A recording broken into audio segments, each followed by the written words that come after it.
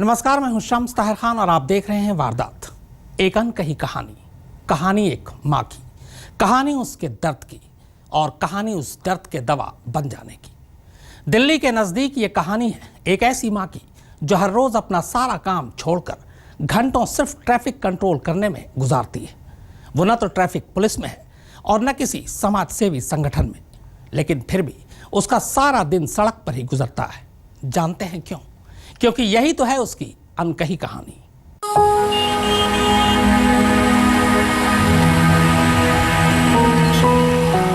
मेरे को किसी से कोई मदद नहीं है, या कभी कोई एक्सीडेंट भी हो जाए मेरा तो उसके लिए भी कोई हेल्प नहीं।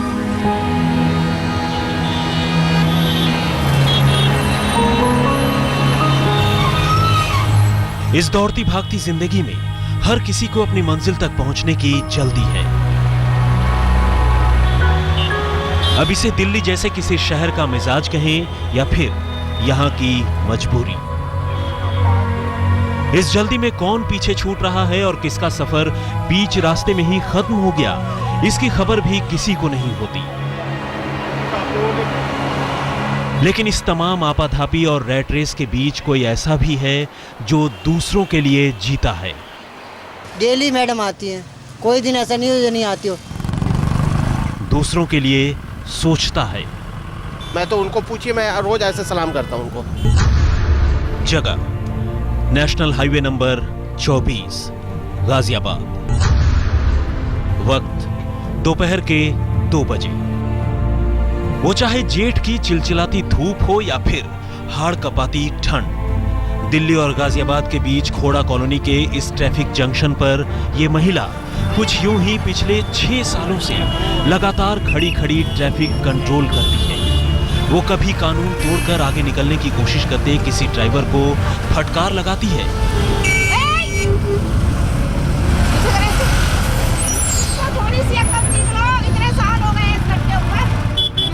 तो कभी बात मानने पर किसी मुसाफिर की पीठ पर प्यार से थपकी भी देती है।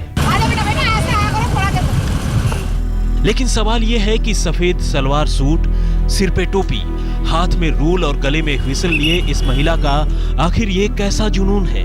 आखिर क्यों ये साल के 365 दिन यूं ही अकेली इस सड़क पर खड़ी खड़ी ट्रैफिक सुधारने की कोशिश करती है? आखिर क्यों वो रोज सुबह सुबह तैयार होकर इस जगह पर पहुंचती है?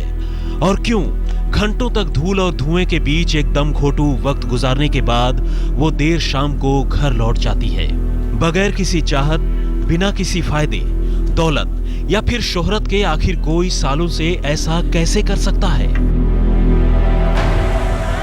तो यकीन मानिए, इन सभी के सभी सवालों के जवाब दिल को पिघलाने के लिए काफी है।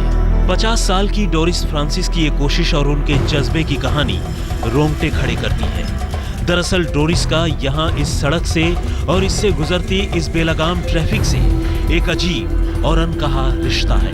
रिश्ता ठीक उतने ही दिनों का जितने दिनों से वो इस सड़क की और यहाँ से गुजरते तमाम लोगों की होकर रह गई। दरअसल डोरिस की जिंदगी में कुछ ऐसा है जो उन्हें इस तरह रोज ट्रैफिक कंट्रोल करने के लिए प्रेरित करता है।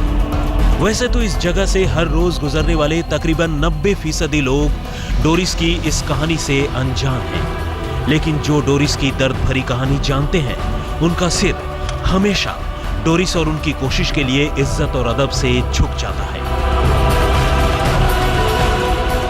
दरअसल 6 साल पहले डोरिस को यहाँ इसी सड़क पर एक एक्सीडेंट की शक्ल में ऐसा जख्म मिला कि फिर वो उसकी जिंदगी के लिए कभी न भरने वाला जख्म साबित हुआ।